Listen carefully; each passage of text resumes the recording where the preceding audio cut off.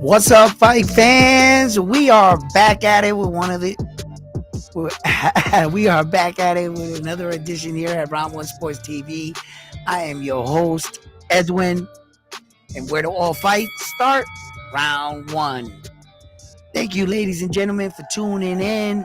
We have an amazing show for you here today. We're going to be getting into it with all the top stories in boxing, all the top fights. Let me know what you think about the David Morrell fight and David the Monster Benavidez fight coming up. And anything you really want to talk about, just drop it in the chat. We're going to be answering a lot of questions about the champion, Naoya Inoue, and really putting to bed all these notions. And we're going to get to the bottom of this. So join us here at Round One Sports Talk. Please click that like button if you haven't already. Subscribe to the channel. And like always, let's get into this episode.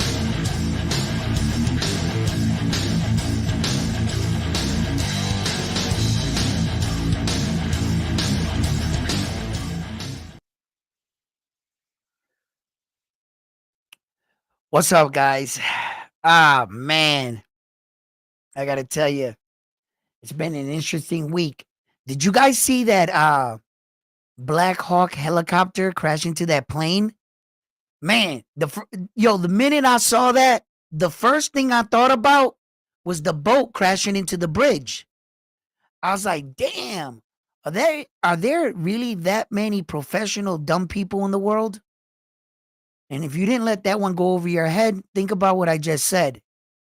These people are professionals, like pros at their job. That dude that was driving the boat had I think 20 years boat experience. He's a damn captain of a freight. It's not his first day on a job. And we are talking about the U.S. military, right? Allegedly, three pilots, Black Hawk pilots. That's a multi-million or billion-dollar piece of equipment. Now, I'm not going to sit here and pretend like I know about aviation or planes. This black box right here, PlayStation, that's about as close as I got. And it can teach you some shit, right? The funny thing is, I don't know anything about that commercial plane with the people in it. I don't know who was on board, but I'm starting to think that somebody very important was on it. That's just my opinion. I'm not saying I got facts on this, and I don't want to stir things up. I'm just a human being that's sharing his thoughts. I have no proof or anything, and I'm not making any accusations at all. And I'm not trying to change your mind. I'm just giving you my point of view. And so we got, I don't know about that commercial thing. I saw the reports of the news. It said while it was making its descent, the tracking system that alerts them to all other flights in their area kind of turns off, and the traffic control tower takes over type thing. Okay. But that's a Black Hawk. You made movies about this thing. You do know that well, at least I'm aware that that's a state-of-the-art piece of equipment. That's got tracking from the moment it leaves the ground. It's a helicopter. The helicopter's tracking would have alerted the crew that plane was right there. I know that for a fact. The helicopter was too low. It's a flying device that hovers. The automatic tracking is to protect it from anything on the top that the pilots can't see. That's why I know their tracking system was top notch. The Black Hawk helicopter.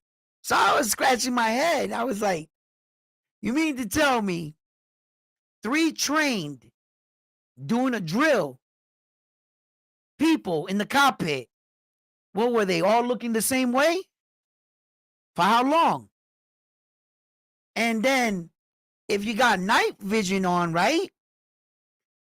Wouldn't that bright ass light blind you guys?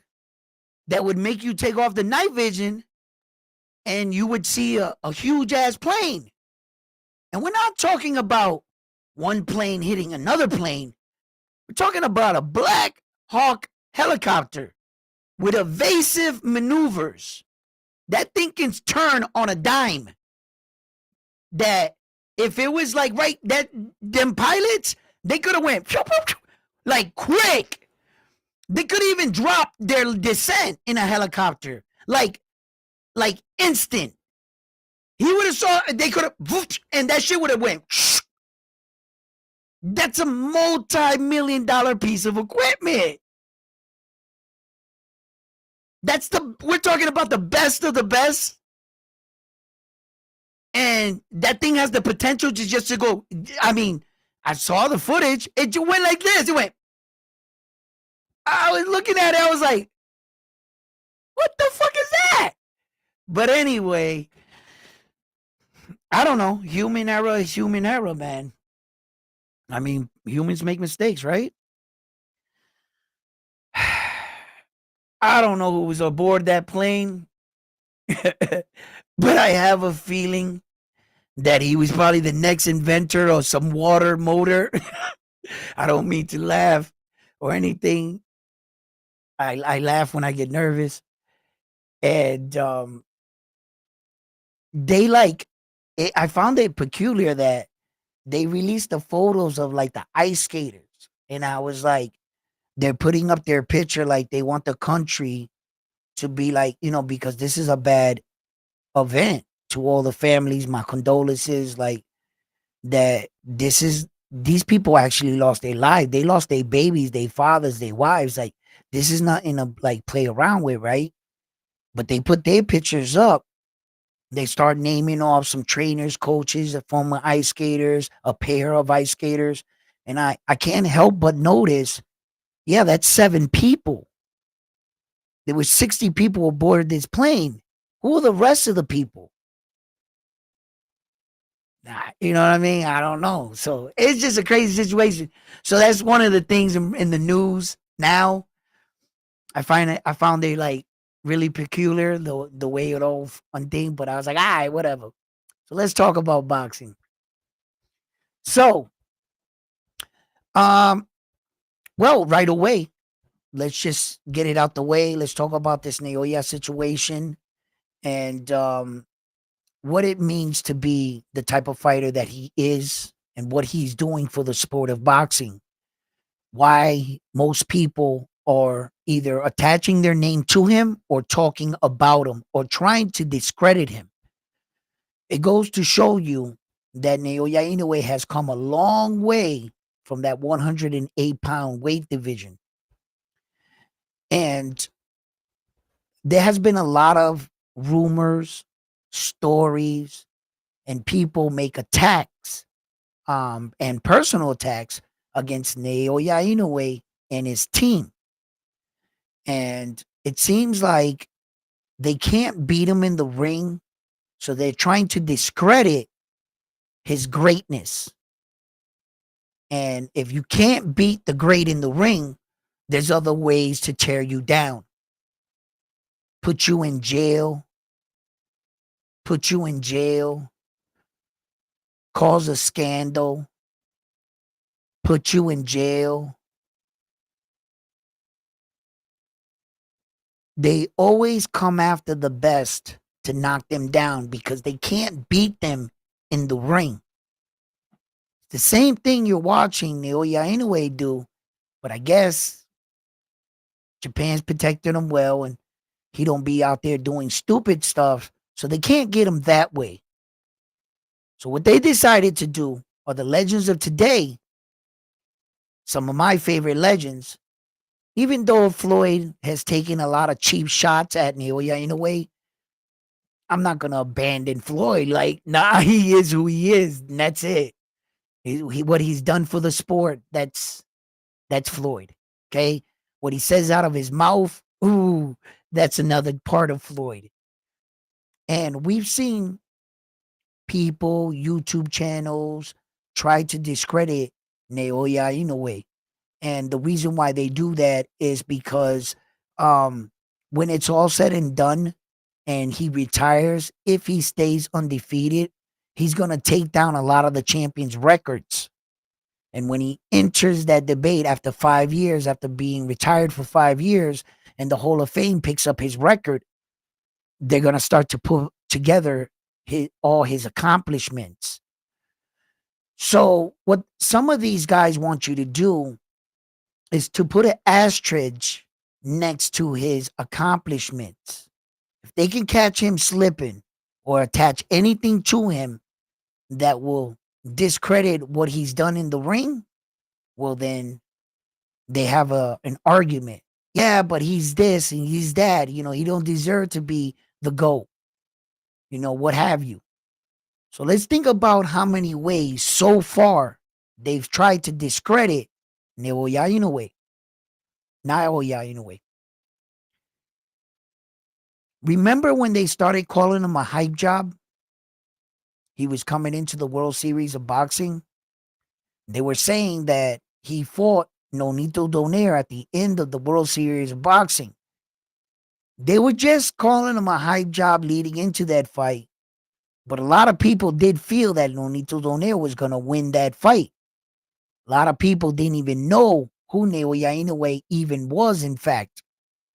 Some hardcore fans or Japanese fans knew him, but not the casuals or us on this side. The minute, and I mean the minute, that he was victorious in that fight, what did they say? That he fought an old version of Nonito Donaire, the Flash. That he was 36 years old, he was way past his prime, and his best was behind him. And I was like, really? Wow, that's funny. Because if you just look at what just took place and in its entirety, meaning the entire Muhammad Ali World Series of Boxing tournament, was that not a tournament of the best bantamweight fighters you guys got together? You guys rounded up the best. Each of them came and put a belt in the tournament. There were 3 belts on the line. And the best of the best bantamweights fought in a series to see who would be the last 2 standing. So he was good enough to win throughout the whole tournament and make it to the final. Donaire. So you mean to tell me, had not Naoya Inoue been in that World Series of Boxing, Donaire wins that tournament? So how was it that he wasn't good enough? If by making it to the final of that tournament, the best of the best bantamweights clearly indicates he still had it. And in fact, that fight was a legendary classic fight where he broke Naoya Inoue's orbital bone and nose. But yet he was washed up. Then, after that fight, he went on to be an undefeated champion to secure the title to get another shot at Naoya Inoue. That's how good he still was.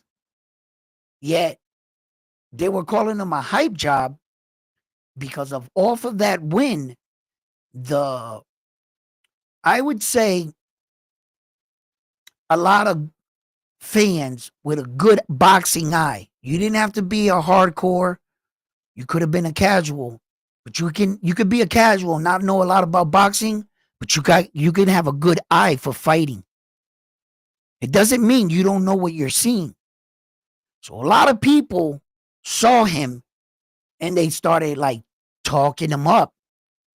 But since he's on the other side of the world in Japan, people found it hard to believe because in Japan history, I believe he's the first Japanese fighter to ever be an undisputed champion in history.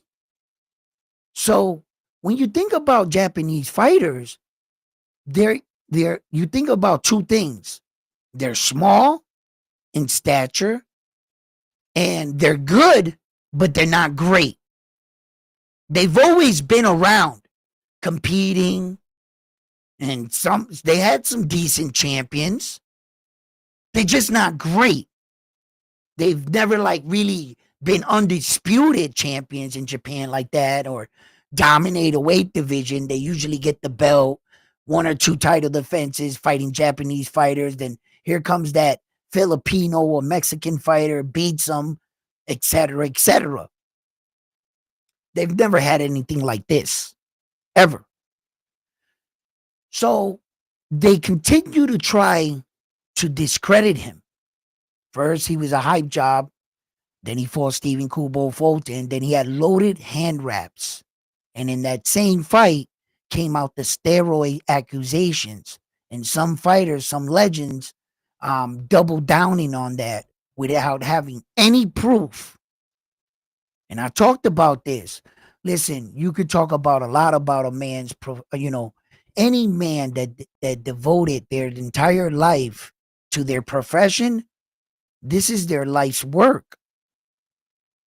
He doesn't have to be a rocket scientist or some astrophysics not to be considered that he dedicated his life. They both dedicated their lives to their craft.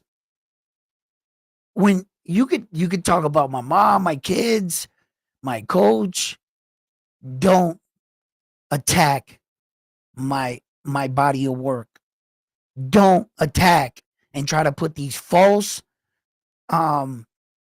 these lies and these accusations on a fighter such as me when I'm in there doing it straight up. And, that's dirty. That's low. I think, if you want to attack a man, you could just talk about him or just say he sucks and keep it within the realms of basic shit talking. I don't like when the guys start talking about guys' moms or kids or stuff like. I don't like that shit. And what a boxer does on his personal life, they can report to us on the stories and we could hear them, but I really don't like to get into that too much because that's somebody's dad, somebody's husband. That's a man trying to find his way just like you and I are. So who am I to judge them for, what they do afterwards? I would just hope as a professional, they would understand the responsibility of an athlete. So they tried many different ways to discredit Naoya Inoue. And you can tell, like, sometimes when they're trying this many efforts, right? You ever notice that the story never goes anywhere? We never heard him pop dirty for steroids, but they accused him of it. They accused him of loaded hand wraps, but every time they take off his gloves, cut his wraps, and hand them to the boxing official that is standing in the ring, he always passes the test. There's nothing inside of his hand wraps or anything. Then you don't hear about these stories a little while, they little die down, and then they wait for the right time to spice them back up, to put them back in your mind, to try to get. There's people out there right now that are saying, I'm not buying into Naoya Inoue because of the fact they heard their favorite YouTube content creator say he's a hype job, he's avoiding steroid testing, he's this, he's that, he only fights in Japan, he doesn't fight anybody, and all these false claims. And I actually spoke to people that repeated exactly what their favorite YouTuber content creator said. And I'll ask them, his record? How many people he knocked out? No. The only thing they'll know definitively about him is the accolade that Terrence Crawford did. The 2 divisions, 4 belts. Typically, that's all they know about him. That's kind of like the people I be talking to. That's kind of like all they know about him. So it's remarkable that these guys can make these stories. So the other day, we got into this little bit of debate. They started accusing him. Now, the new thing is that he went from 108, jumped over 112, and went into the 115, bypassing the champs at 112. And then my YouTube chat family is strong as fuck, boy, right? And they came up with a whole bunch of stuff. You should have seen all these things. Everybody just came out of everywhere. Nope, this. And yo, they had me fact checking everything. Yo, Chocolito was on the undercard of the Navarrete fight there. And the dates match up when he made the jump. And then, which, if you, when sometimes I'm starting to learn reporting this reporting game. I may know things and stuff like that, but reporting it's a different sport, let me tell you, right? You got to be kind of quick on your toes, right? So, not only when you report a story or you're trying to combat their argument, you also got to turn the argument around. And you got to ask yourself, what were they doing?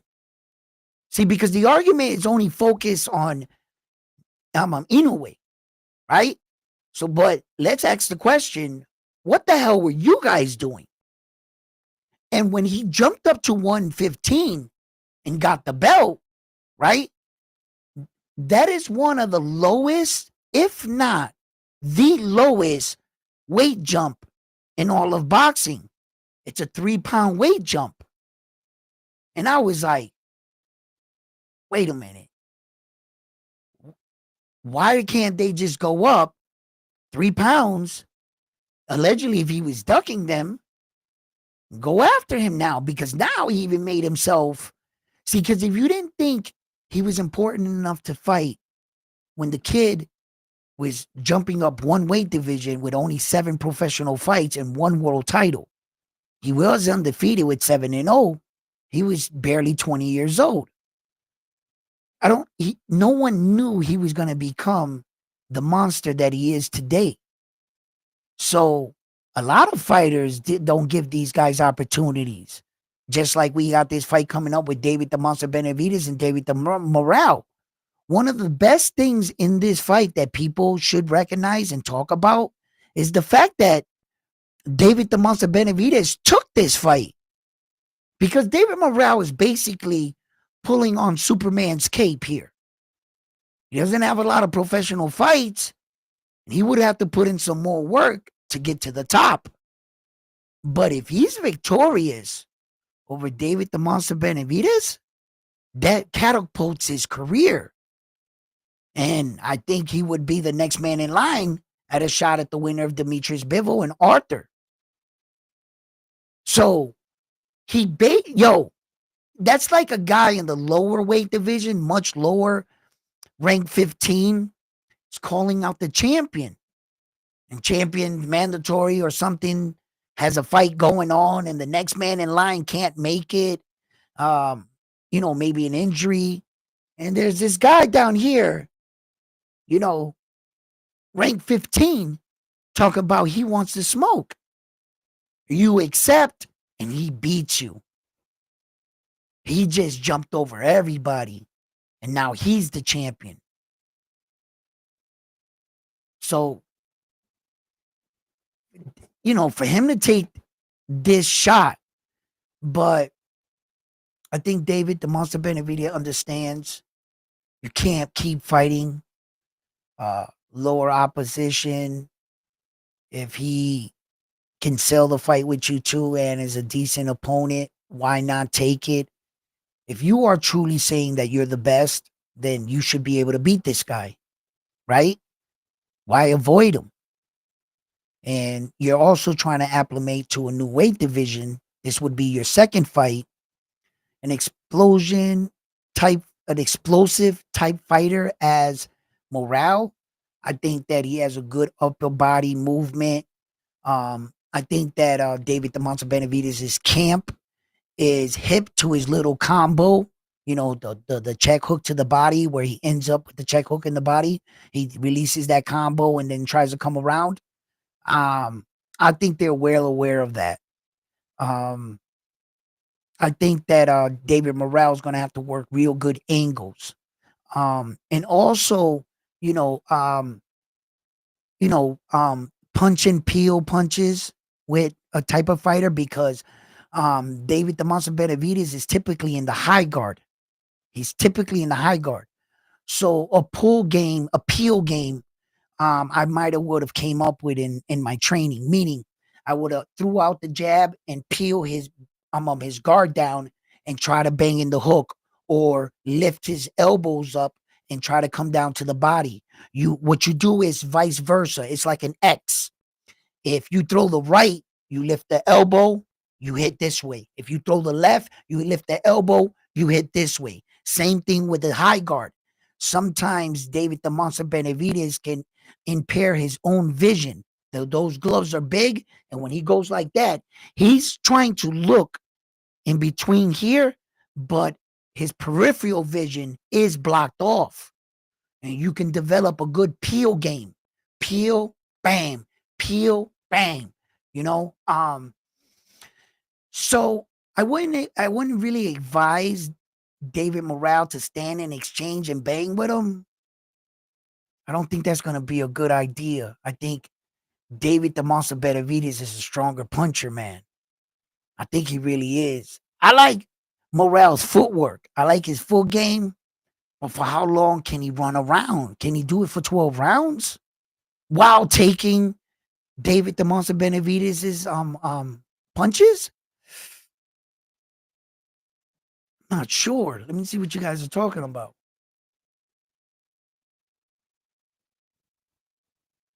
What's up, Pacific Attack? Damn, those toxic fans.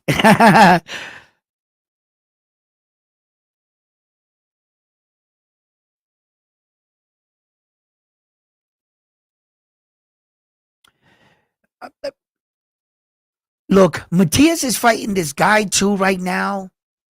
A lot of people starting to, say things. But because of when this shit happens, man, see, if Liam Paro didn't lose that fucking belt, bro, all he had to do was do his part. Because now Subriel got to do both. He's got to, because when it comes to a fighter like Subriel Matias, there's no other way. I can tell you that right now. Subriel doesn't have one thing he needs to do. He doesn't think like that. Subriel's thinking he has two things to do. And both those things make one mission. But you better believe me, he's going to do these two things. In whatever way it comes first. He's going to get that belt back, and then he's going to fight Liam Paro again and whoop his ass. Whether he fights Liam Paro, whoops his ass, then get the belt, it doesn't matter which order. But Subriel Matias is that kind of fighter that when he puts his head on his pillow at night, eso le arde. Eso le pica. Subriel doesn't. Nah. He's the type of dude, bro. I'm trying to tell you. If Liam Paro was in Puerto Rico and he was walking to the bodega and they saw eye to eye, the fight's going down right there. That's how it's gonna. Subriel he's not the type of fighter that shies away from a rematch. He had that one loss. He fought two fighters in between the 2 years, and then he went back and fought them. Jukenbai, look, great fighter, beat the brakes out that man, made him quit. And Subriel is not going to let that loss against Liam Paro just go. He's not the type of fighter that forgets about that shit. He doesn't care how many fights Liam Paro loses from here on in. No le importa. He don't care, bro. He's going to go get that belt, and he's going to give Liam Paro another shot at it. Mark my words. He's going to tell the IBF, who you want? Where's my mandatory? Who is he? Him? I'm free to do what I want. Liam Paro, let's go. That's what he's going to do. I know it. I know those kind of men. I've seen them before in my life. I know how they think. I know how he functions. I've met him in person. I've had the privilege to talk with him. His thought process, the way he's going to go after Liam Paro, but he's going to go get that belt back. Yeah. So I want to see Subriel back in, whether or not Richard Hitchison gives him an opportunity. I think he's scared of the man, actually.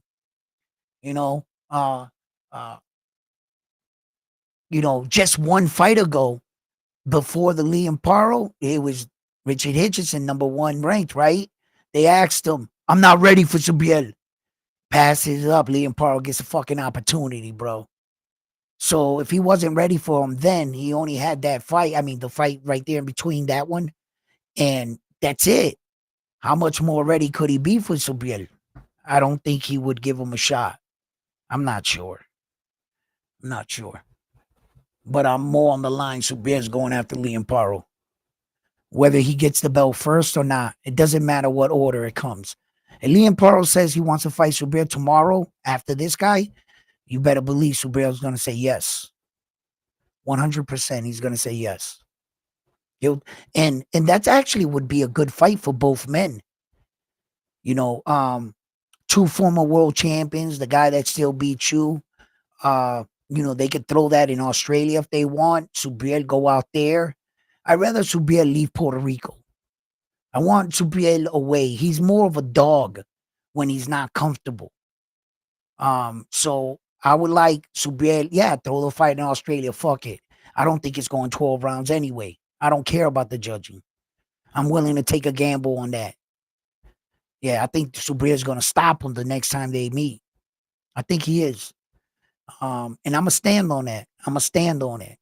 You know, as far as Xander Zayan and Sebastian Fandora, Xander Zayan got a fight coming up, of course. We all know that, right? But Sebastian Fandora, allegedly, if these things are all true about him and Errol trying to schedule a fight, right? What does that tell you? You knew in some distant future, you and this guy were going to fight. You must have been staying in shape, right? Must have been training. If this is not all a smoke screen, right? Okay. So I would take it he would be in shape. He doesn't have an opponent right now. What's so bad waiting 2 more weeks? 2 more weeks. And then ironing out a fight 5-6 months later to fight Xander Zayan. Just let the kid fight this fight. And this is what we'll do. Depending on his performance, and of course, if he secures the win, he gets the win. You got an uprising Puerto Rican star. He's a smart star. He's trying to shine. It's like right there, right? Okay? Bob Arum can put that fight in New York, Madison Square Garden, the mecca of boxing. Sebastian Fandora, think about it. Who's bigger than that right now? What are you going to rematch Tim Tszyu that got knocked out? Come on, bro. What are you going to fight? Jamel Charlo that been out for 2 years? Come on, man. Why don't you fight an active challenger? In fact, your number 1 ranked opponent. Shit. He's not that far out from his fight. Wait a little bit of time. If you waited this much time with Errol Spence Jr., if you go and pick a fight this month, right, which would be the amount of time you would wait for this kid anyway, right? He's coming off of, your schedules are going to go off again. And it's going to be harder to get this fight together. You just wait a little bit of time, find out the outcome of their fight, keep yourself in shape, and then, when champions come off winning the belt and they defend it against the next number 1 guy in history, when they look back on your resume, it doesn't say you fought a number 50 ranked opponent. The guy was ranked number 112, which that can't be the case anyway, because a champion can't fight nobody under 15. He can't. He's not supposed to, unless there was a late replacement or something to the case. But in reality, a champion can't fight anyway under the top 15. So it would have to be somebody there. So I would just say, let's see what the kid does. Xander Zion. I'm on the break, bro. I've heard all the arguments with Xander Zion. I've heard them all. I've heard all the arguments. Some people, half the people seem to be he's not ready. The other half is like sink or swim.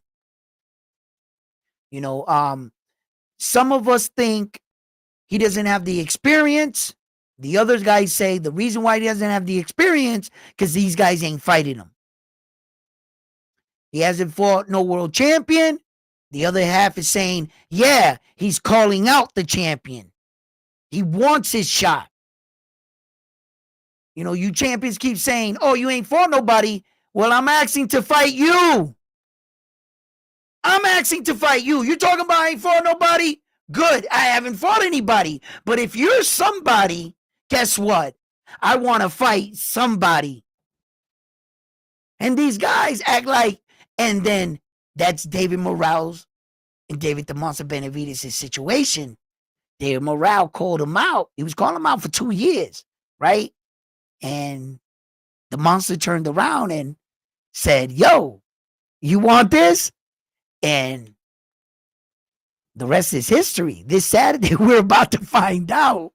We are about to find out. Listen, that the card itself is pretty decent, guys. Let me see what you guys got to say. Morrell has a chance. Nobody, what? Damn, my fucking eyes are bad. That whole shit just went like that on me. And I know it hasn't moved. It's just my eyes. Oh, somebody clicked the message and it went up. Ah! Whew. What was he saying? Where is he? I should put it on the screen. I can read it better. Or has a chance.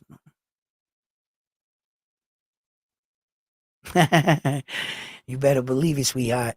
Naoya Inoue is a monster.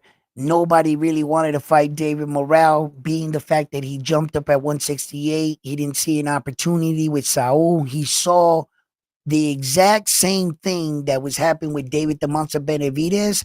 And you see in this scenario, David Morrell actually thinks he's better than David the Monster Benavidez. So in his mind, what he must have been thinking is, if Saul won't fight this RoboCop looking mofo, he ain't fighting me.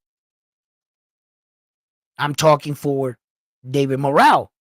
So when he saw that David the Monster Benavidez took off to the next adjacent weight division, Morrell followed suit. There was no future at 168 messing with Saul. It was just broken dreams and broken promises. He was navigating himself through the division the correct way. It made it seem like these organizations weren't stripping him. No, but Saul was using every loophole in the book. But when you look back at it, they couldn't strip him. He fought the mandatory rider. He did fight those, and he honored a few of them. And then he just did all this stuff. But back to your question, yes, I agree. What's up? Salute, brother. What's up, legend man? How you doing? Lucia, how you doing? News. What? Let me see this. Put this up. I can't read it. Let's see what it says. News Power was training.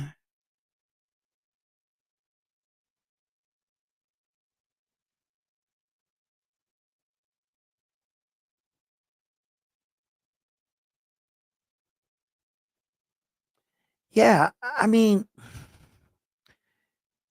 I know I know the situation, but we moved on from that, and Paro messed up.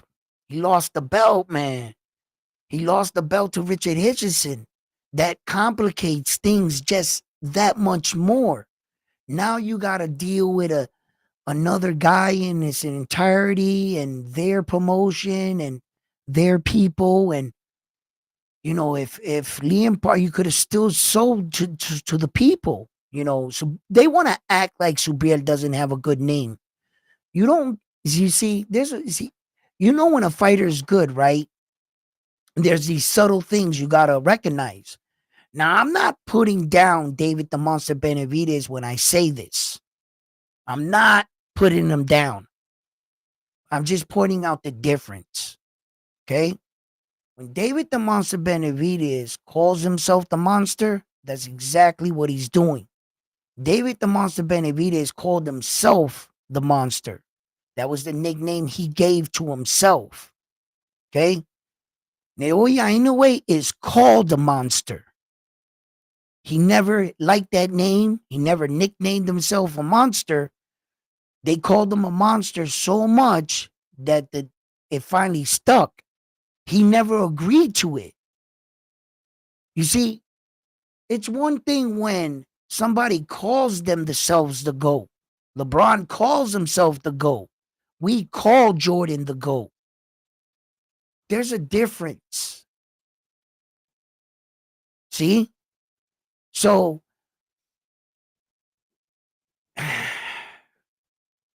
I find that humorous. I find that humorous with Naoya Inoue, man, and the way that, the people view him. You gotta like notice these little subtle things, and it really separates the meaning behind their name. David the Monster, he's calling himself a monster. Yeah, nah. Naoya didn't make that name up for himself.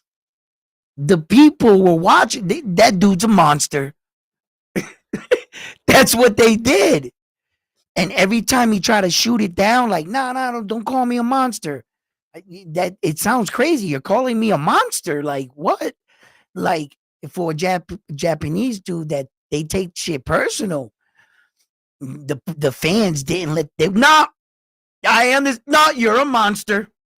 Yep. That's different, Is ready. They can't want. What? Xander is ready. They don't want to fight him. Look. See, I described it, right? Lucia, it's just like half of the fans are not sure. They're like the fight fans are like the verdict is not in on him yet. They're like a parent, like I described this before, like a parent watching their little daughter for the first time ride a bike. And this time, you guys took off the training wheels. Dad's behind you. She's got her little helmet on. She's pedaling. And you got the seat. You're telling her, look forward, right? Then all of a sudden, you just got to, you got to know she's ready. You let go of the seat. She's pedaling. You walk, and she turns around, look, hey, Daddy, and she notices you ain't holding the seat, right? And and you're like, look forward, right? And you're telling her, look that way. Don't look at me. Look that way, right? And you want to grab the seat again, but you got to let her be her. You got to let her fly. She might get a boo-boo or whatever, but that'll be something she learns. She experiences. You can't be afraid to let them go. Sometimes you're going to have to let that athlete be an athlete. What separated Devin Haney from Tank Davis, from Ryan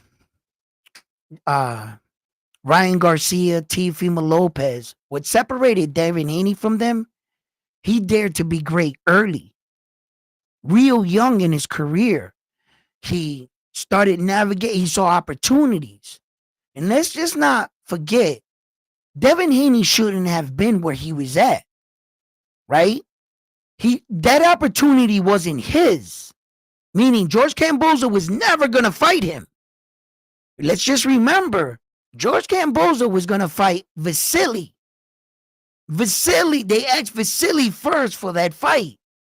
Remember back then, Vasily said no. He was going to Ukraine, that he had to pay attention to his family and the war out there. And Vasily denied the fight with George Kamboza. That's how Devin Haney got into the fight. Because Devin Haney would have never had that opportunity if Loma said yes. Devin's not in the picture. It probably would have been Devin versus Loma, but that would have been an interesting situation, being the fact that once upon a time, Vasily vacated his belt to Devin Haney because he avoided from fighting him, and they franchised Loma. So now it would have been a whole different situation, and that's what I mean about Subriel's situation. Kind of messes up the situation when the other guy doesn't do his part. You know what I mean? So Devin Haney, what separated him from all these other guys, he got his opportunity early, and he answered the bell. No matter how you got there, my brother, at the end of the day, Devin Haney is going to go down in boxing history for the youngest undisputed champion ever. I think he was 23 years old or something like that. Yeah, I think he was 23. Undisputed champion at 23 years old? I don't give a fuck how you got there.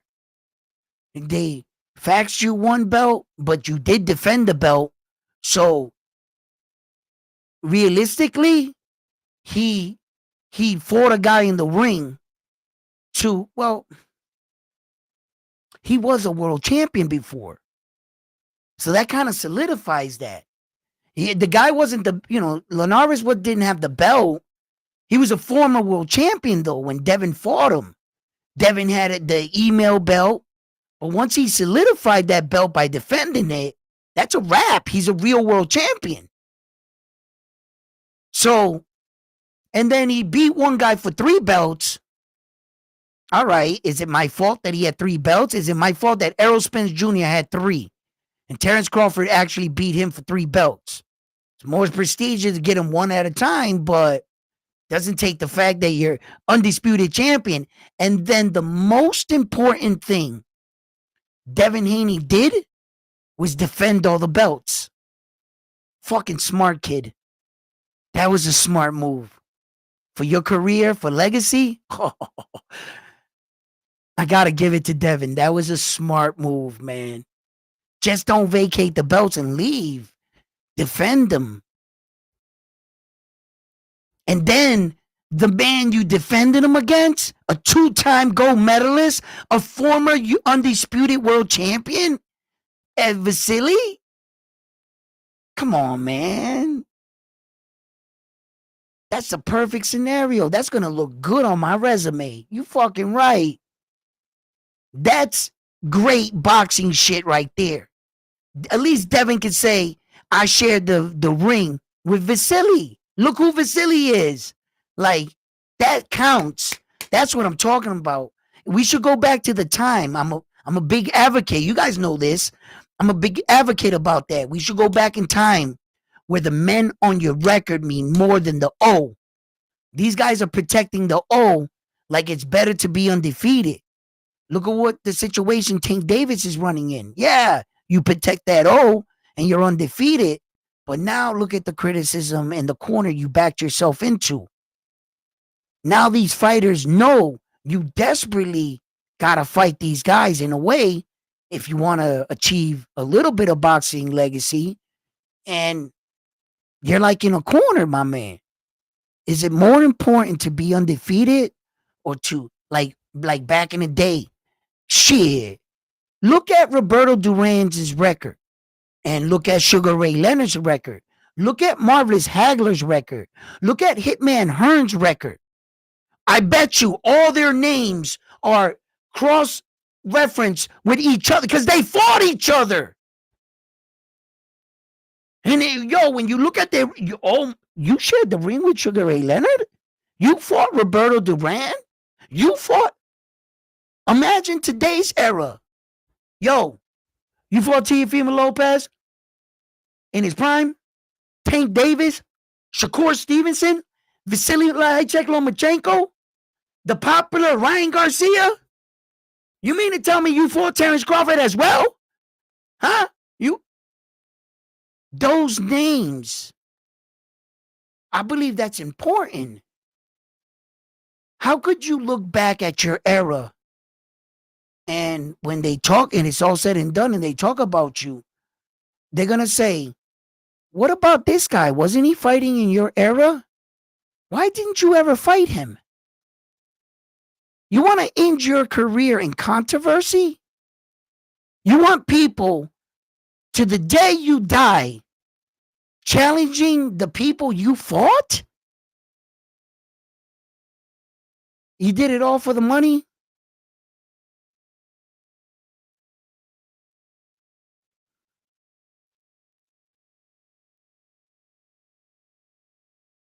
Yeah, no problem, brother.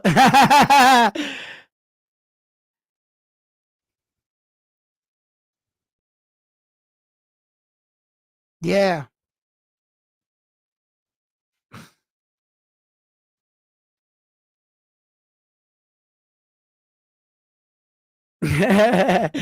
Yeah.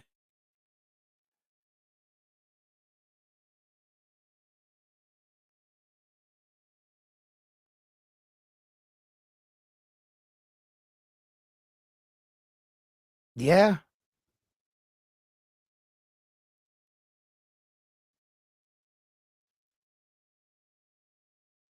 Really?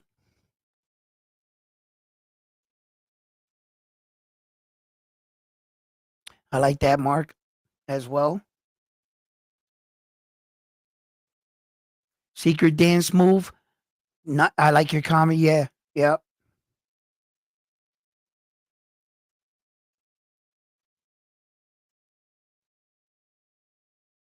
His size and reach.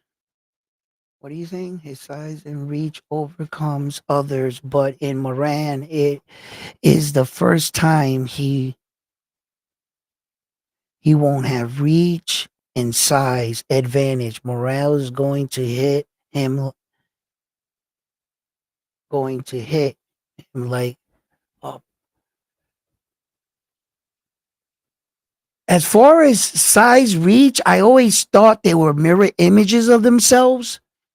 I never really thought about that.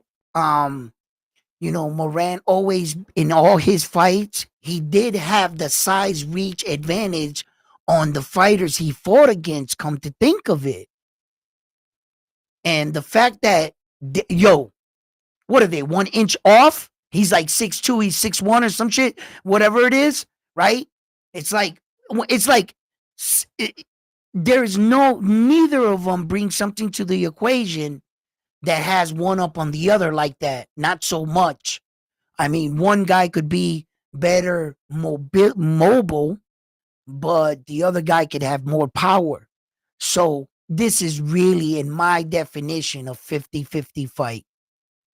I give now. I'm gonna. Well, okay. I want to say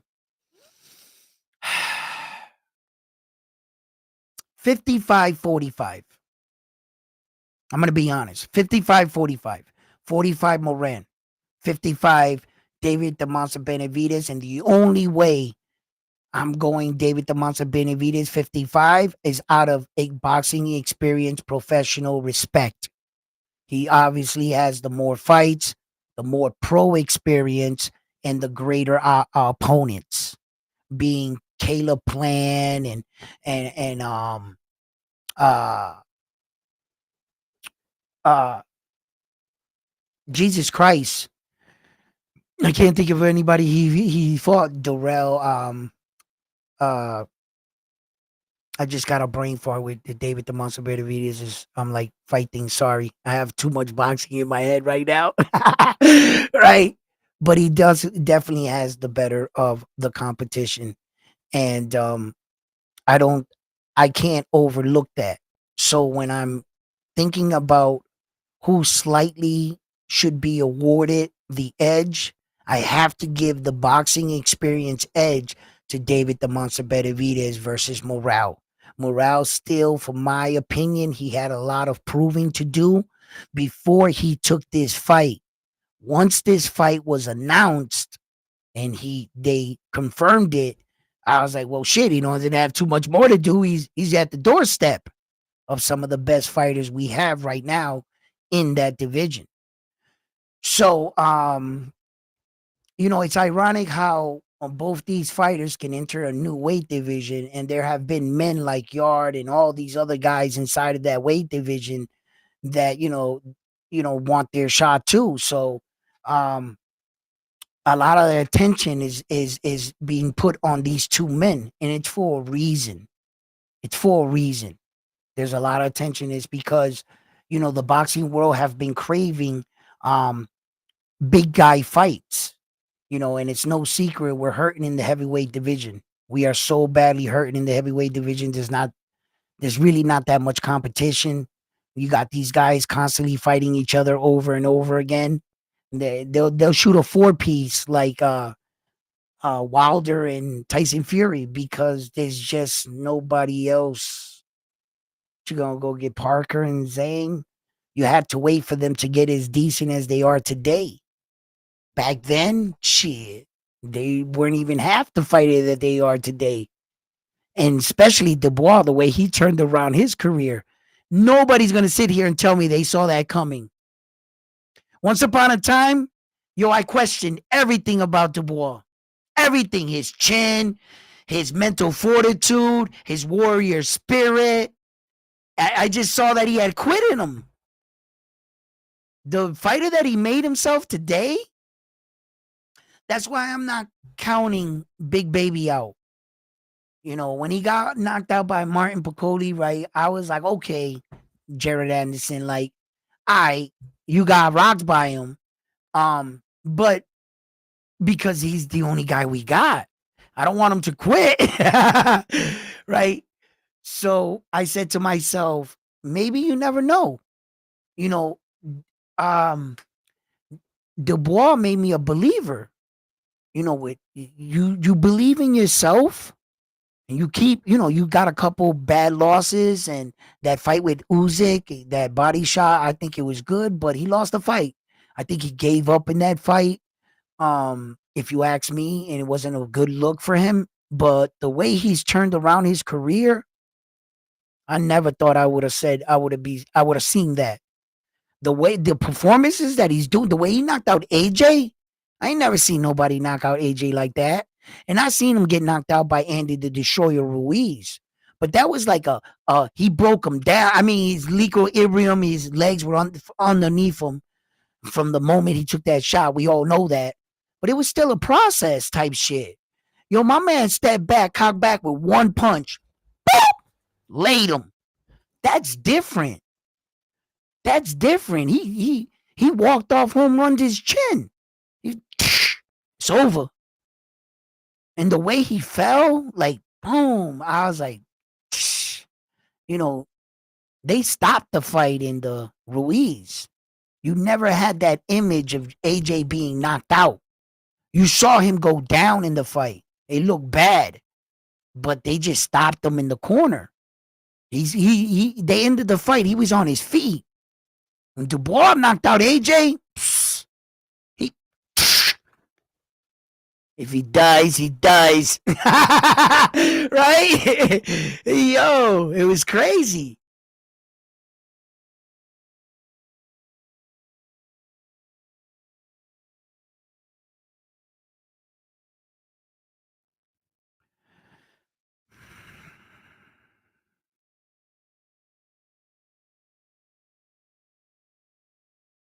Yeah.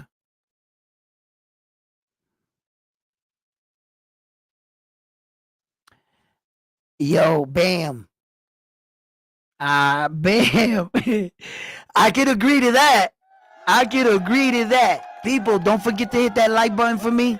Come on, people. Click that like button. Yo,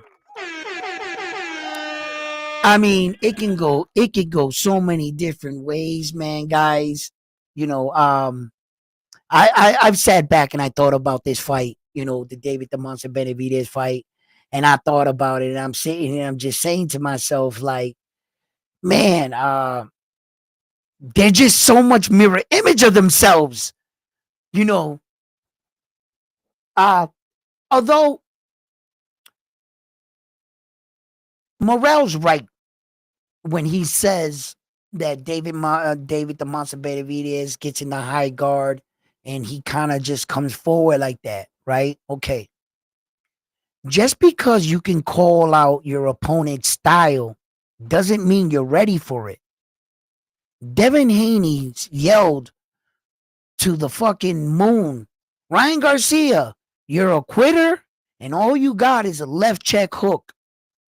That's what he said to Ryan Garcia. You can know what your guy's doing. You can get on the stage and make fun of him for it. What's worse is what you called him out on is exactly what beats you. That's when, because you knew all the answers to the test and you failed the test. You knew everything that was going to happen. And as we're watching, it had happened the exact way you said. So what the fuck were you working on?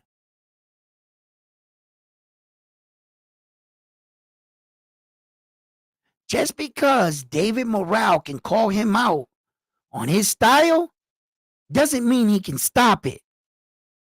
Now that's something I got to see. I think out of the two men, after they weigh in on fight night, I think David the Monster Benavidez is going to be the slightly heavier fighter, if I'm not mistaken. He's been a fat boy his entire life. The reason why David the Monster Benavidez is in shape right now, had it not been for boxing, he'd probably be a blimp of a dude. He'd probably be like this right now. David, his gut probably be out here had it not been for boxing, keeping him in shape. Because he's got a fat boy's body. You can tell. If he goes left eating too much, yo, he probably packs on weight like a lot. Alarming though. Like last week, I saw a fight hype video of him, David the Monster Benavidez. I couldn't help but think, you look weight drained. That's crazy to think, right? When you just moved up a new weight division from your natural weight division. If already in only your second fight, you're already looking weight drained, your body naturally is a heavy dude's body. You're a fat boy that's staying in real good top shape. Yeah. And your natural, who you were supposed to be, is like going against you. And he's got to like cut a lot of weight. Like I found that ironic. I was like, bro, you just moved up to this weight division and you look like you're struggling to make the weight. His cheekbones are already pressed against his face and you haven't even weighed in yet. What are you going to look like after you weigh in? You're probably going to be like this. And I got to see it. That's a little my concern with him. Or maybe is it indeed he's in the best shape of his life, and by you seeing his cheekbones proves the kind of conditioning that what he's in. He ain't messing around. He's coming in like already in top-notch peak shape. I'm not sure if his body is agreeing with it, because as we all know, if you're too dehydrated, you can get knocked out faster. That's just a fact. So it's a lot of questions I want to see. I always talk about this in boxing. There are certain boxing sequences and events that need to transpire in the ring. There are things you don't work out on in the gym. It's not like your coach is sitting there with the drill, with the freaking whistle. Beep! All right, you're gonna get dropped here. I want you to take a knee. Look over at me. Look at my instructions. Then I want you to get up. Okay, this is called getting knocked down drill, and we're gonna beep. You don't run the knockdown drill. I've never seen anybody. No, you don't run the. Listen, at this point in the fight, you're gonna be getting your ass kicked. Okay? All right. You're gonna be wanting your mommy. All right? You don't want to be in this fight, champ. Right? You're heading for the hills. I need you to come back in this fight. Now go. Beep. You're not. Those are situations in boxing. I can only tell you when the time is right. When your fighter gets in that situation, I'll tell you who your fighter is. It's all good when your fighter is levels above his competition. But what happens when he starts fighting competition on his level or better? How does your fighter respond? Does he want to be a boxer, or is he in the corner thinking, man, I should have been a plumber? Maybe, you know what? It might not be too late. I should go on that online degree course. And you listen. You don't want to be a fighter? Like, that's when you find out that if your fighter takes 2 steps backwards, or he sits down in the corner knowing he's losing the fight, saying to himself, I'm not out this fight yet. I'm not out this fight yet. Don't stop the fight. Ha. Those are fighters. You were about to ask him, yo, you want me to stop the fight? And before you could say anything, he's like, don't you stop this fight. You know, he might not have all the skill, but his heart. You can work with that. Now I see where my fighter's at. What happens when your fighter's undefeated, has never been knocked down, and all of a sudden, out of nowhere, you see your fighter go down. Naoya Inoue. What went through his father's mind, his little brother, his wife, and the 55,000 Japanese fans in attendance? If you had a camera, the minute Naoya Inoue went down, I wish they would have spun it in the audience. You would have saw 55,000 people like this. Yo, I would pay for a picture of the expression of the audience. Right? Right? What did he do when he got up? When I talked about situations like this, I've never seen Naoya Inoue on the floor. He's good. He's great. I like him a lot. Let's see what he does. Let him go. Let him go. Let's see if he walks. Back up. Don't hold him. Let's see what he does. He got up off that ground. Whew, and he whooped Pantera's ass, bro. Brutally knocking him out.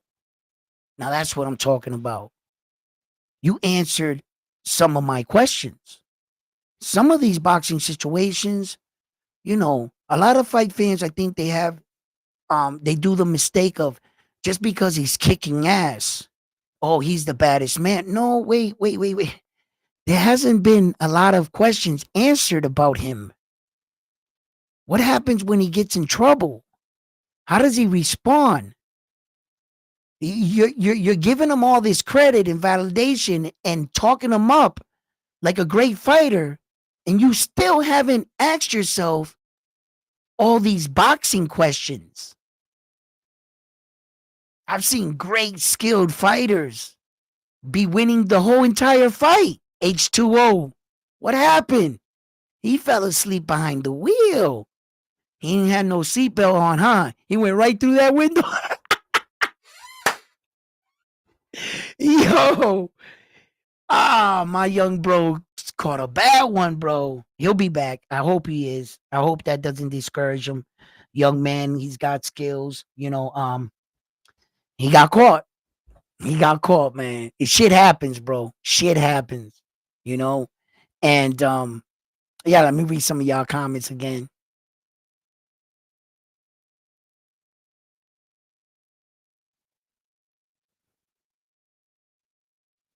What?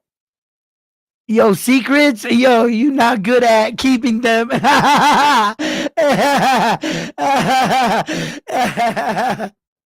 what's up, Jonathan? How you guys doing?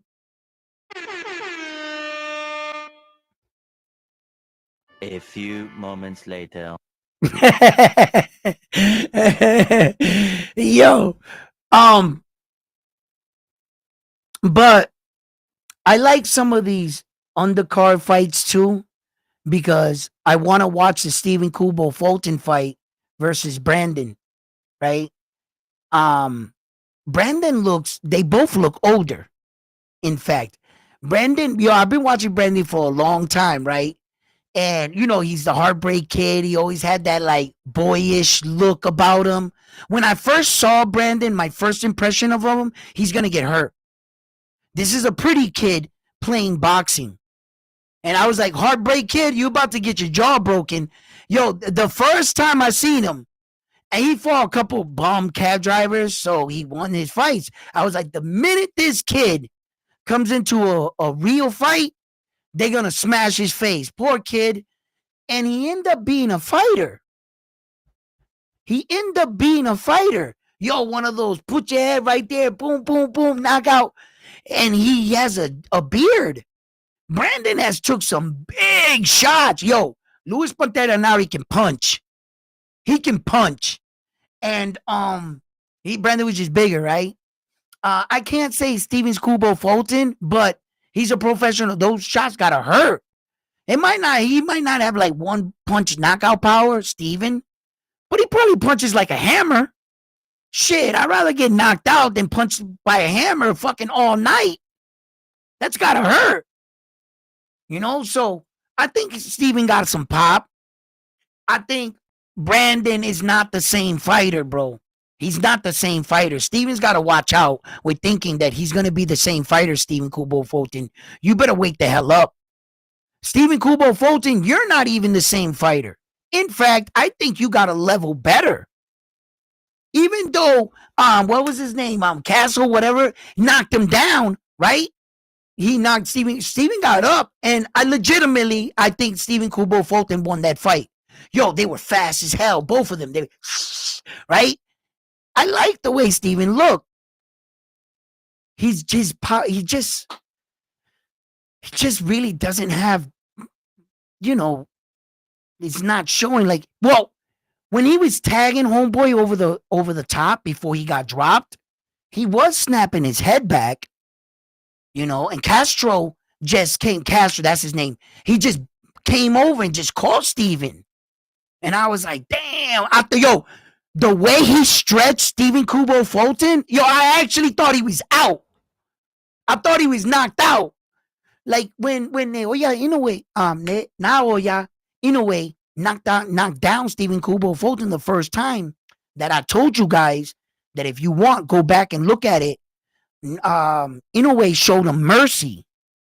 When he punched him in the first sequence, when he hit him with the straight shot, boom, and Steven buckled and his glove hit the canvas, that he started getting back up, that the monster went at him with pressure. When he hit him with that shot, he let off the shot. If he wanted to, he could have really hurt Steven Kubo Fulton. And I mean in a way where he would have punched Steven Kubo Fulton and he probably would have slid out of the ring and got really bad hurt, or just took a massive shot like Stagger were defenseless, where he wasn't even blocking none of the punch. He probably would have broke Steven Kubo Fulton's jaw. But the monster, I'm not really sure if he just did it to to be a competitor. Like maybe the Japanese dudes were like, they will show you mercy, and he saw him defenseless and was like, I don't gotta do you like that. But if you want me to prove what I'm talking about, go watch the fight. The last sequence when he's punching him, just watch. Now I'm going to teach you something about throwing a punch. And this is fact. That if he wanted to knock out Steven Kubo Fulton, right? And he wanted to really hurt him, tell me if this is not what you see with your own eyes. The minute he hit him, he went boom, and he went like this. His hand went like that. That means that's another movement in your body. You would have to hit, your brain would have to send a signal, you would have to let off. If in fact he wanted to hurt Steven Kubo Fulton and hit him hard, his punch should have been going to the direction of the crowd. If he really wanted to hurt him and like drill him, his punch would have been going this way. The momentum would have carried his punch that way, not let off like that. That means that Steven was defenseless. He didn't know where he was. Naoya Inoue wanted to put him down, but he said to himself probably, it's not going to take much to put you down. I don't got to hurt you. And he was just like, all right, go down, pow. And he let off like that. Because if he wanted to end him, you seen how he threw all his other knockouts. Pick one. When he knocked out Luis Pantera Nari, which direction was his punch going into when he hit him? Straight. Going towards the crowd. When do you hit a guy and your hand ends up this way? It's because you're hitting him and you're letting off of it. Yeah, in fact, then he got up and he brutalized him in the corner. That last shot, you guys seen it, that last little check hook that he hit him like, that one ruined Steven. That one ruined him. Yeah, he wasn't catching him like real good. And Steven was like hurt. But the last one before the referee hops in, that one hurt. That one hurt. Yo, one thing about that Steven Kubo Fulton fight, I want to play it for us. I think I'll do it tomorrow. Why don't you guys tune in with me?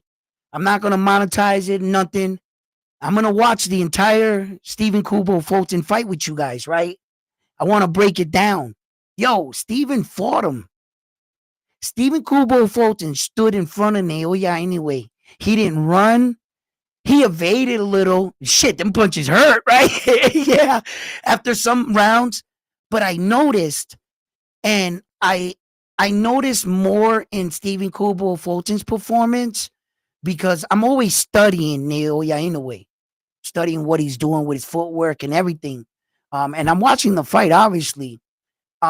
When I've watched the fight multiple times, you know, but when you watch and compare other people fight against the monster, and then you watch the Steven Kubo Fulton fight, I gotta admit, Steven fought him, man.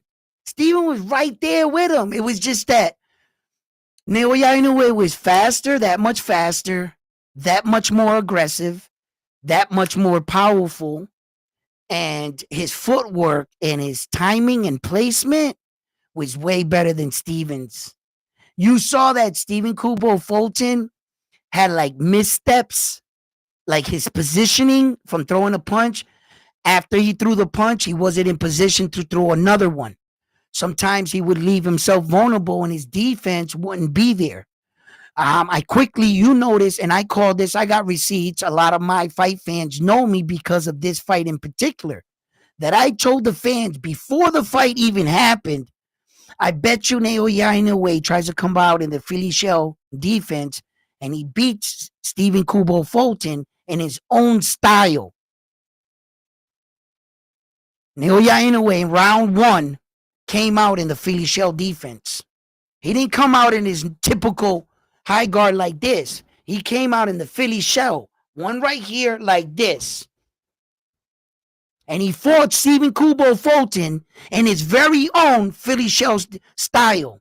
Meaning, he beat him in his own style, telling him, I'm going to beat you at what you're the best at. That's the style that got you those 2 belts. I'm going to learn your style in one training camp and do it better than you. That's exactly what he did. Exactly what he did. But Steven Kubo Fulton did fight him, bro. Scooter, man, I watched his face, Steven Kubo Fulton. I watched his eyes in the fight. Typically, you can see a man's expression change, like Paul Butler, right? He knew he was in way over his head, right? Fighters like what's his name? Desmarinez. And you can see he was overwhelmed. Naves, Nieves, he was overwhelmed. Some of these fighters get in with this guy and they quickly like, oh shit. You seeing Emmanuel Rodriguez's expression? Now that's a man that never lost a fight. He was undefeated going into the fight against the monster. And to like in the moment realize, shit, not only am I about to lose for the first time, but I'm about to lose my belt. And sometimes fighting confidence, a confident man, can be tough. This guy is like on the verge, like he ain't losing, right? So you're gonna have to beat No Diddy that out of him. You know what I mean? And you're gonna have to introduce him to losing. Yeah.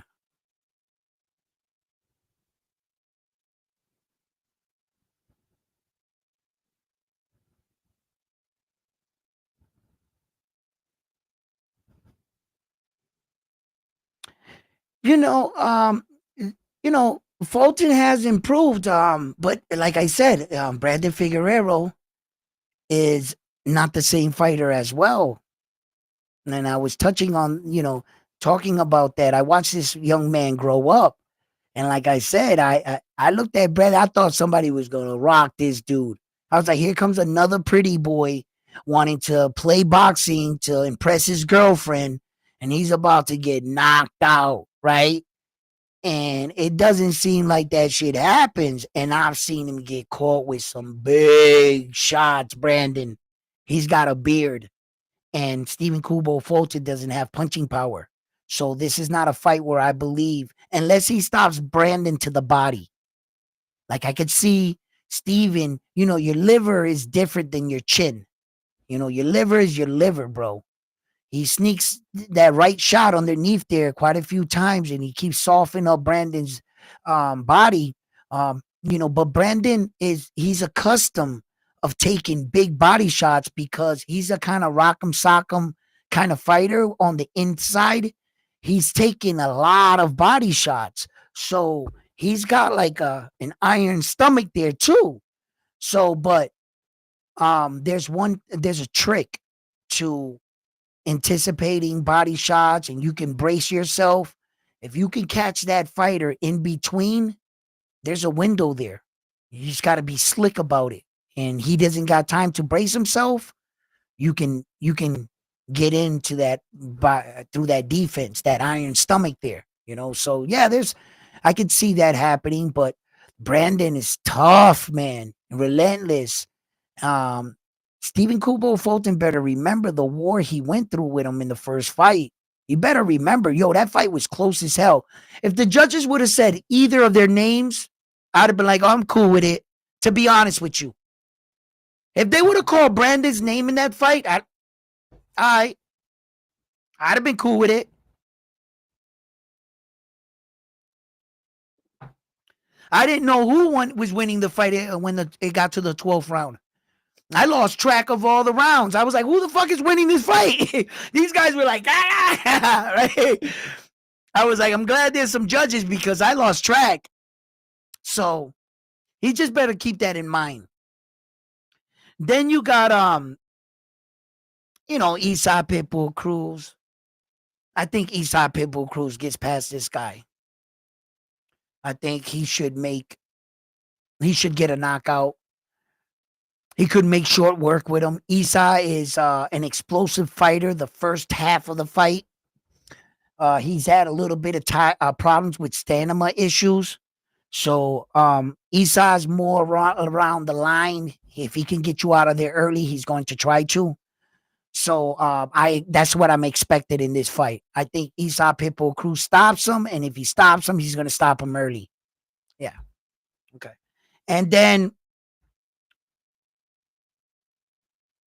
the Rosario and the what's his name? Ramos Jr. fight.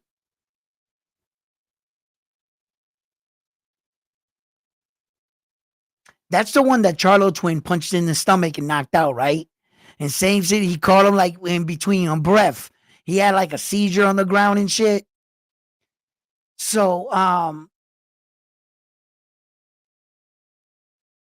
that fight can still go either way. That fight I could see Rosario, he's got experience. He's been in there with some some decent fights. I mean, both guys for in their own right, but Ramos Jr. there, I mean, styles make fights, right, guys? Styles make fights. And in this particular fight right here, I think that's where this case is gonna play. Styles make type fights. Yeah, with that fight.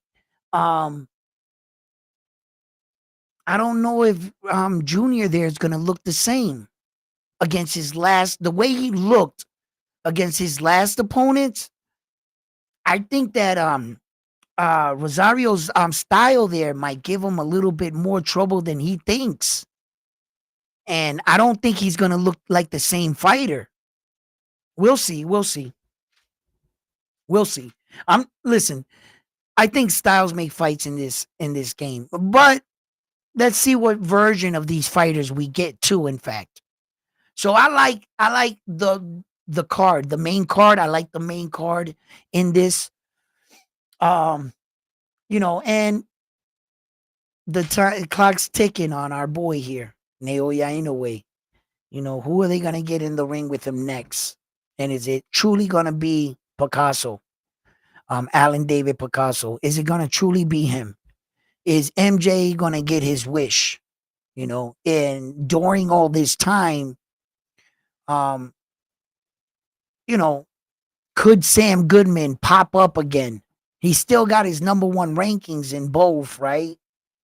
Could John Casamera potentially put a fight together, get a spectacular knockout, and then be at least in the argument?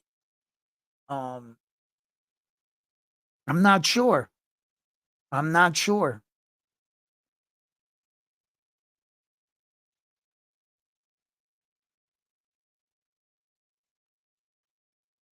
One thing too, I also found kind of like in another match with that Arthur and Demetrius Bivol fight, right? Demetrius Bivol lost his belt, right? Which he only had one, but if you count the IBO, he did have two belts, right? And in the ranking, I found it interesting, right? That he dropped down to number 3 in the IBF. And he's getting his crack back at the belts, right? What was it? I forgot what the guy's name. I think his name was like what was his name, man? Michael yeah. Efend. I forget how to say his name. He's in the number 1 spot there at the 175. And then these promises that they're making, David the Monster Benavidez and David Morrell, that if the winner out of these guys right here would get a crack at the 4 belts. And I'm like looking at the weight division today, and I'm saying to myself, yo, what about the number 1 ranked guy? What about the number 2 ranked guy?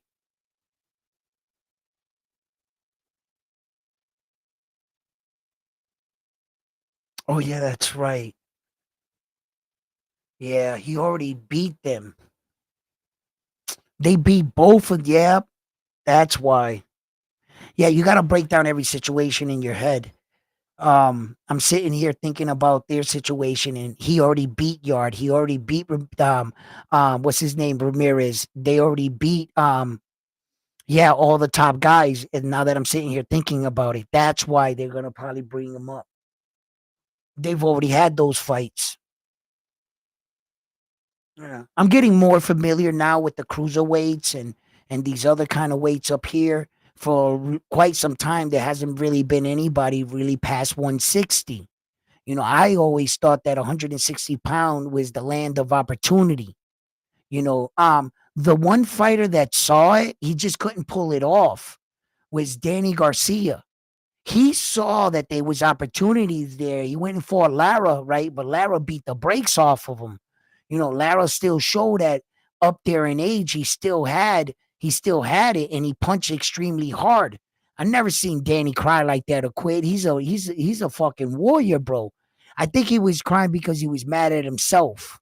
He was mad at himself that I think he bit off more than he can chew, and he realized it. And reality fucking hurts, bro. You know, and the fact that he quit on himself. You know, he forgot how tough boxing really is. If you take time away, you know, you think, oh, I can get back, and you forget how tough it really is. And the mental fortitude is not just about throwing punches. So, yeah.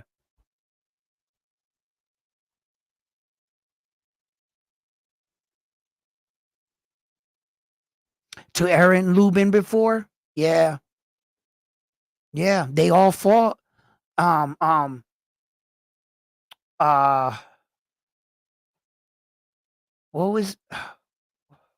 Damn, I just the fucking name just jumped right out of my head. One of the big rivalry fights too in boxing was Conor Ben and Chris Eubank Jr. I they've been trying to get that fight since they dads. So that's like he's got like a rich history. And when you think about like kind of like big fights like that, like a rich boy better do something.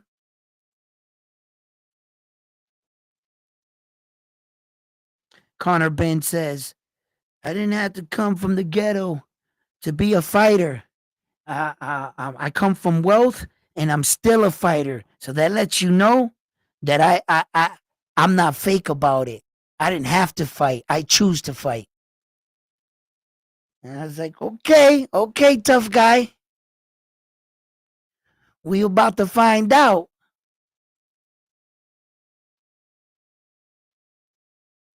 It is the best fight. It is the easiest one to make, the David Picasso one.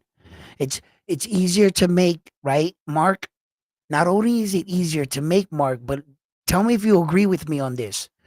I've said this, that I think Naoya Inoue can knock out. I don't want to say this too loud. I don't want to scare him off.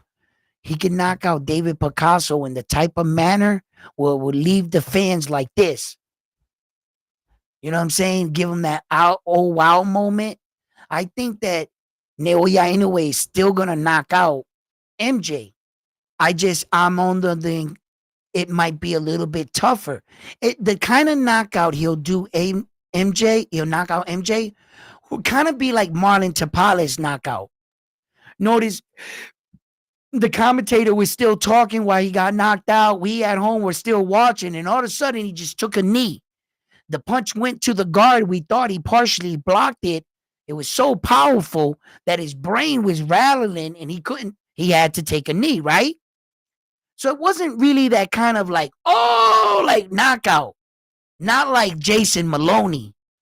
Shit, they gave him knockout honors of the year for that knockout. Not like he knocked out Payano in the World Series of boxing. He stretched him with one punch.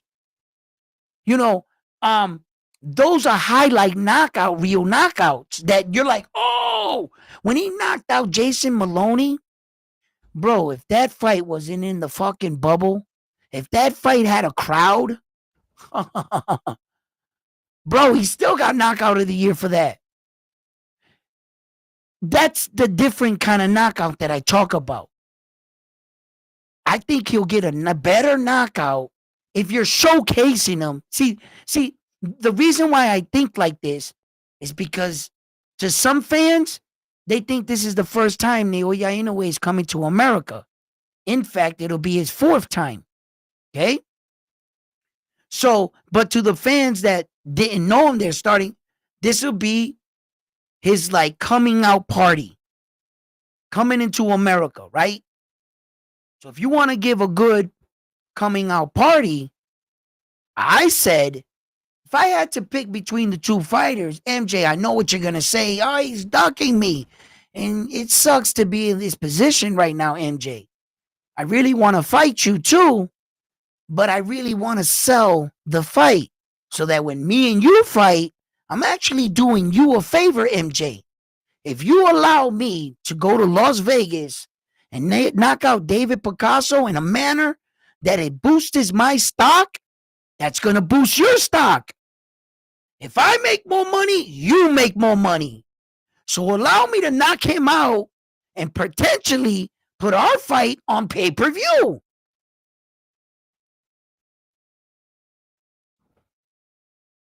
If MJ, if you think you're going to make a lot of money with me in our fight, allow me to go to Vegas and knock out Picasso.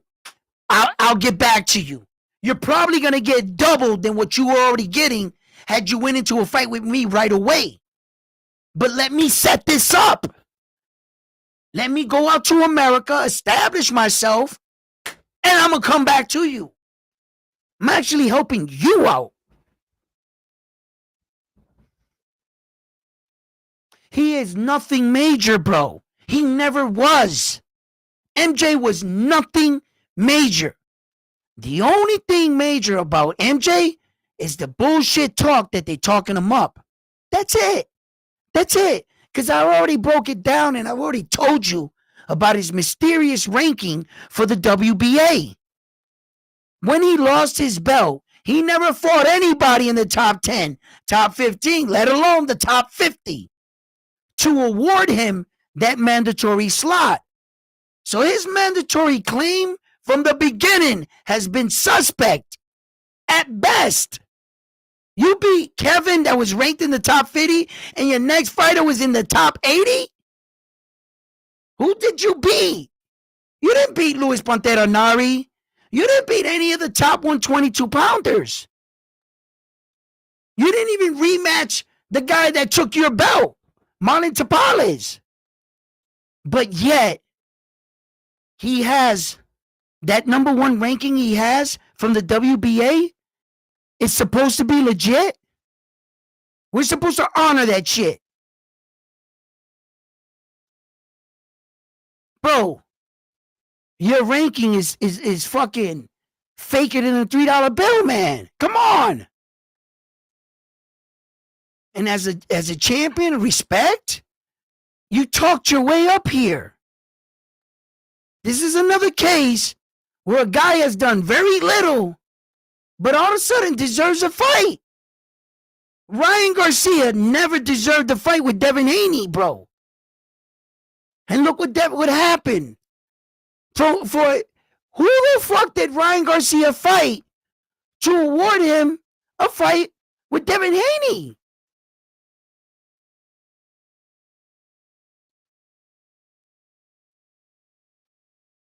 We've seen it time and time again.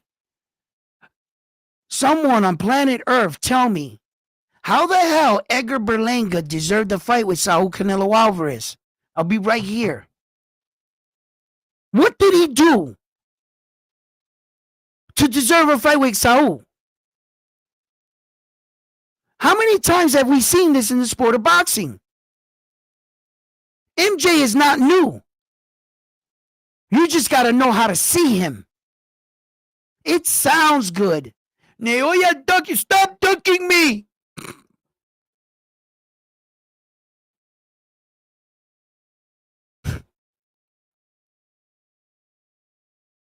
The fans buy into it. I find it quite humorous. You know why? Because they're talking tough. Naoya Inoue's ducking. I got proof. Look at this, and this. After an hour of talking about how bad Naoya Inoue is ducking MJ, the last question you asked him, who do you got in the fight? Naoya Inoue.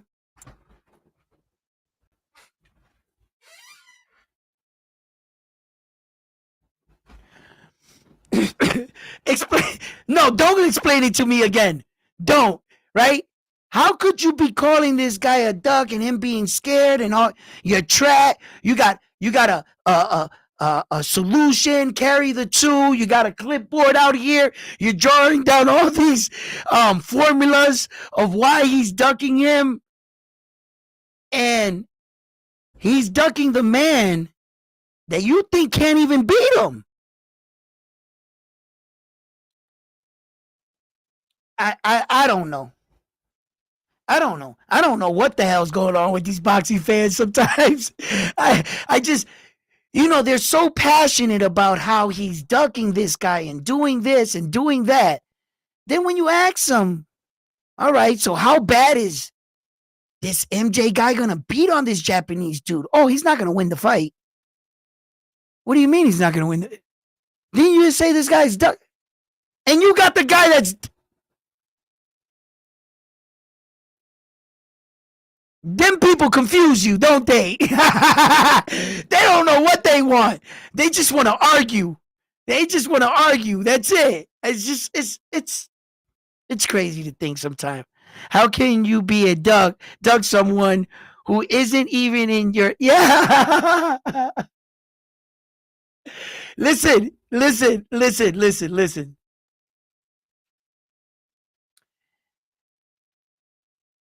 You see,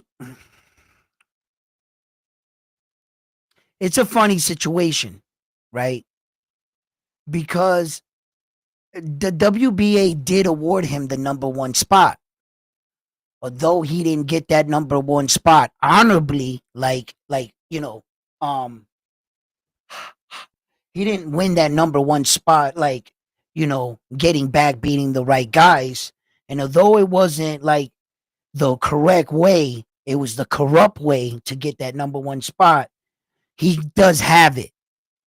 Whether on Naoya Inoue and his team believe rightfully so, he deserves a shot at his belt.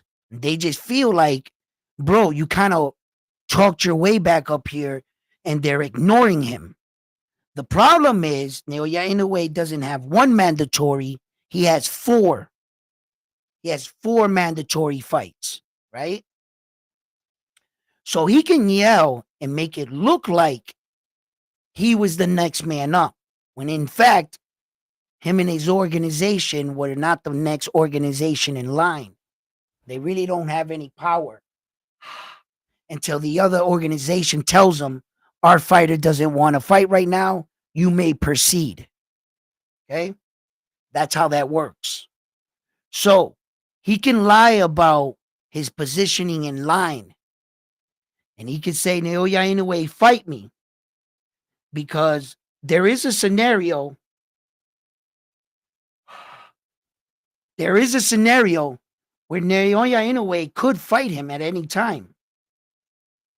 It's called a voluntary. A voluntary. He submits the paperwork to the WBA, and the WBA alerts the champion with the 4 belts that if you can't get a fight with the next man in line, well, we're telling you that our guy's ready. We can order the fight on you. But that's when you see those rare occasions where the fight was ordered and the guy was never stripped and they're a unified world champion, is because the other belt was in line and they had all the power. All 3, let's say, okay, for instance, hypothetically, let's start here, right? Let's say that hypothetically, this is not the order. Naoya Inoue's next mandatory was the WBC. Okay? The WBC fighter, let's not give him a name. The WBC fighter can say, yeah, I want to fight you, Naoya Inoue. These 3 organizations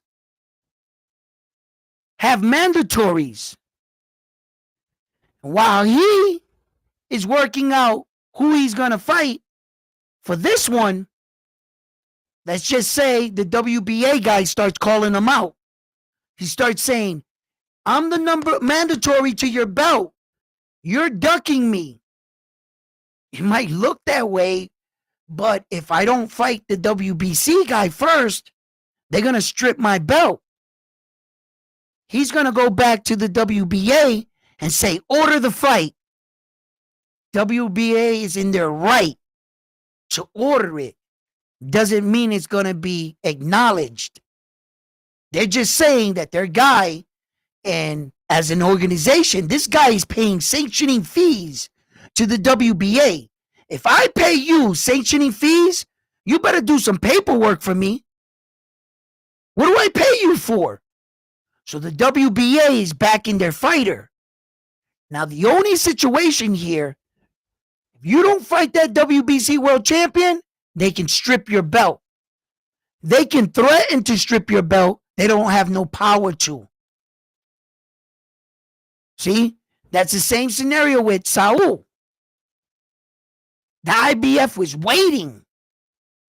The line, let's say hypothetically, it went WBO, WBA, IBF, WBC, right? Saul did fight the mandatory for the WBA and the mandatory for the WBO. Then he went and fought Demetrius Bivol up there, Jamel Charlo in his weight division. Just wasn't one guy.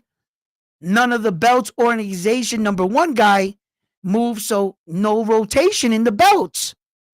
He took another year vacation. That's your 3 years until they came back in line. Once they came back in line, Saul said he's not fighting the mandatory. They stripped him. The whole world is yelling, why doesn't the WBC strip him for ducking David the Monster Benavidez? They had no power to strip him. They couldn't strip him. The WBC wasn't the next mandatory. David the Monster Benavidez kept putting in the paperwork, but he had to wait his rotation. I remember, boxing is a business disguised as a sport. None of the organizations are going to pass up on their time. That's the time they get money. They're leading the dance. Their organization is the one in front. I mean, the belts are going to get paid. Yeah, they're going to get paid, of course, because all the belts, depending how powerful your champion is, but the organization is going to want to take the lead. They can't strip Naoya Inoue with MJ's false claims. I'm more educated in the sport of boxing, and I already knew the courts can order whatever they want. Anybody, I can order a ham sandwich with extra mayonnaise, hold the tomatoes, right? You can order anything you want. Don't mean you're going to get that order in the mail. Somebody might just come up and snatch that package right off your porch. You might never get that shit. You ordered it, but did you get it? It's not an official mandatory, and they do not have any power to strip Naoya Inoue of his belt. They got no power. You ever see those rare cases? Like I said, like Saul. Why ain't they stripping him? They didn't have the power to.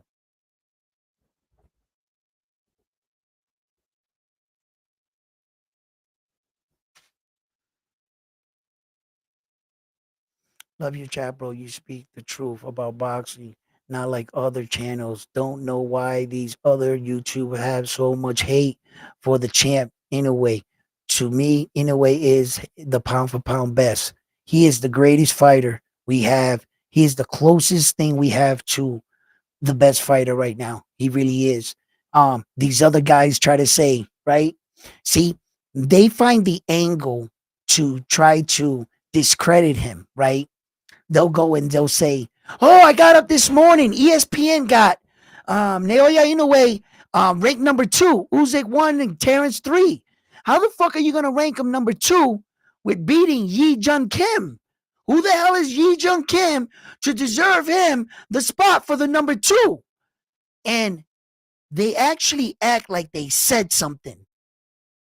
I'm sitting there and I'm just like baffled. I'm just like, really? Really? So you're just going to ignore that he defended the titles 3 times, all 4 belts, a record 3 consecutive times. So you're giving him no credit for defending all 4 belts. He didn't get that for beating Yi Jun Kim. He got that second place because he's doing record-setting shit. For the super bantamweight division, he is the first unified world champion. Undisputed. Every time he puts all 4 belts on the line, he's writing history. The next man that ever thinks about becoming a super bantamweight, undisputed world champion, well, if you want to break his record, you're going to have to do what he did. That's what gets you the number 2 spot. The entire world knew this was a late replacement. We weren't judging him on his opponent. But these haters, they want to bring up his opponent like we didn't know this guy was a late replacement. But they want you to focus on him because pretty soon it's going to go from late replacement to Naoya Inoue picked him, and that's why Naoya Inoue is ducking everybody in the division because he's picking cherry picks. It's going to go from replacement to now he's picking cherry picks. I guarantee you. That's exactly what they're going to say about him. Because rather than recognize what he's doing, his excellence in the sport of boxing, they don't want you to see that. He doesn't look like their favorite fighter. He's not their favorite fighter. Yo, I want to run a test with you real quick before I start this live stream, right? I want to break something down. The only way this is going to work, if you're honest with yourself, the only way it's going to work. Okay?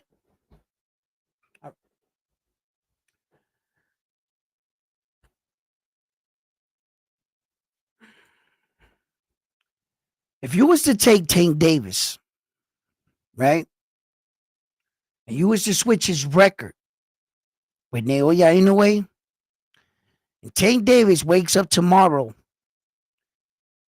unifying all 4 belts in 2 separate weight divisions, and his record reads off 24 consecutive world title fights throughout 4 weight divisions.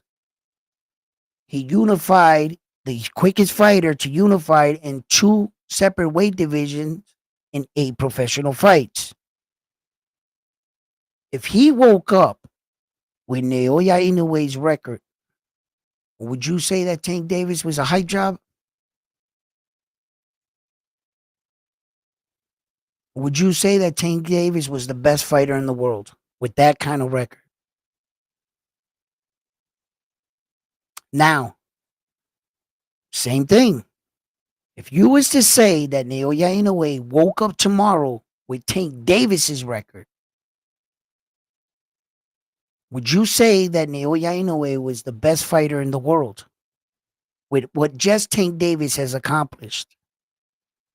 Would Naoya Inoue be a pay-per-view star fighter, and would he be considered the best fighter in the world with Tank Davis's record? You got to be honest with yourself.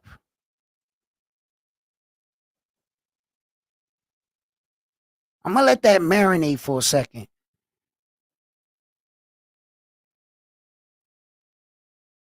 You know why? I think you see where I'm going with this by now.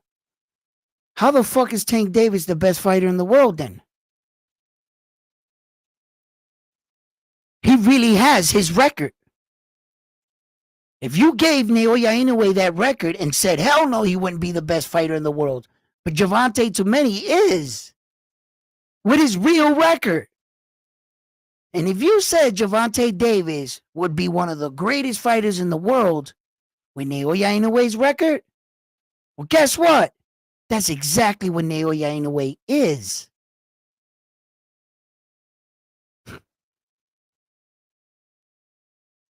That's why sometimes you look at the world and you say, the world is truly broken. This world is truly broken. Can you believe, you guys, most of my guys that have been here with me, when I bought the Muhammad Ali action figure, right? Which comes with accessible, changeable hands, 4 sets, a robe, and excellence, all built in one box. All right? Right? When I went to go buy him, I'm always looking for something, right? And I like good stuff, quality stuff, because I feel like if you buy quality stuff, it lasts longer. You know what I mean? Like, I like cool shit like the Vince Lombardi trophy, you know, very expensive, very heavy, right? But I love it. You know what I'm saying? It's it's awesome, man. You know what I mean? You should see me at Super Bowl parties. You know what I mean? Right?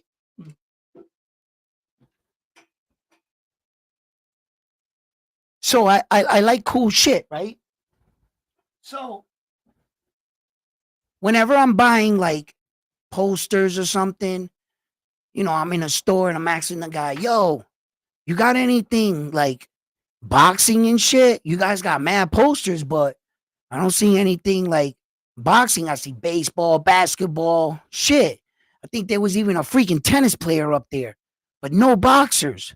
He goes, yeah, I got something for you. Come with me. He's like, I got something. You're going to like this. He goes, and he opens up the thing and he goes, there you go. And I look up and it's the poster for Creed 3. Creed. I looked at the guy and I was like, I asked you if you had something about boxing, right? Like a real boxer. I named you off Roberto Duran, Marvis Hagler. I named you off fighters. I got something. He goes, yeah, that's a fighter right there. I go, bro, that's a movie. He's an actor. He's never laced up the gloves a day in his life. That's not a real fighter. And he had the most puzzled look on his face. It looks like I told him that Santa Claus wasn't real. That's what he looked like. I was a little thrown back by it. But isn't the movie based on him being a fighter? Yo, man, thank you for your help. Yo, bro, yeah, listen. IO3 needs. I just closed the thing. This world is broken. This world is broken, man. I couldn't believe it. He brought me to a Creed 3 poster, bro. He tried to tell me he was a boxer. I was like, that's why shit sometimes don't make sense in this world, guys. So listen, fight fans. Listen, love chopping it up with you. Probably going to take tomorrow off. I'll see you guys Saturday in for the fight. We're going to have a long night on Saturday, so get your popcorn. The Notre Dame World title is on the line. That's where we all get together in the community and we all have a ball. And the main event, we try to call who's going to win the main event, what round. You can't call rounds like, I got 8, 9, 10, 11. You can't know. You got to call the exact round and the fighter. Last match, Notre Dame's world champion is Bam Bam. So he is the champion. Let's show a little respect for the Notre Dame's world champion, Bam Bam.